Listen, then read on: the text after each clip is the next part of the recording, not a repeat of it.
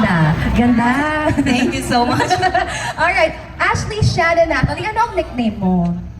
Sometimes they call me Ash. And sometimes, when we touch, Ash.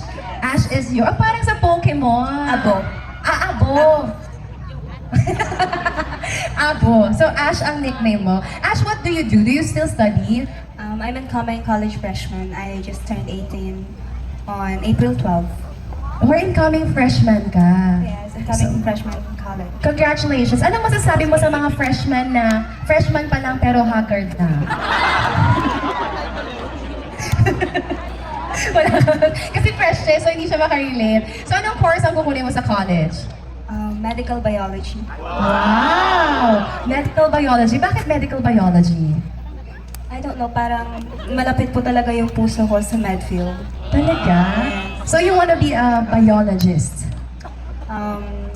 Actually, pre-med ko po dapat talaga yun. Gusto mo I'm- doktor? Yes. Anong specialization if magiging doctor ka? Pediatrician or neurologist. Wow, pediatrician. So mahilig ka sa bata? Opo. Well, congratulations. I hope you get to fulfill your dreams in the future. But for now, let's fulfill your dreams of becoming a beauty queen. Please choose your question over here. And same goes to you. I'll be reading the question twice. You have 90 seconds to answer. All right.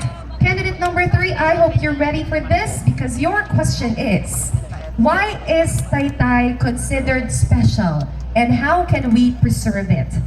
Taytay is considered special because of its natural, beautiful resources and an historical background. Knowing that Taytay is the first capital of Palawan, we can preserve it by respecting our environment and help our local government to improve the Bagong Taytay. And we must always remember that Taytay is not only the bridge of paradise, it is a paradise. Thank you and good evening, Taytay. Thank you very much, candidate number 3. Impressive, hindi na pinaulit ang question. We love that for you.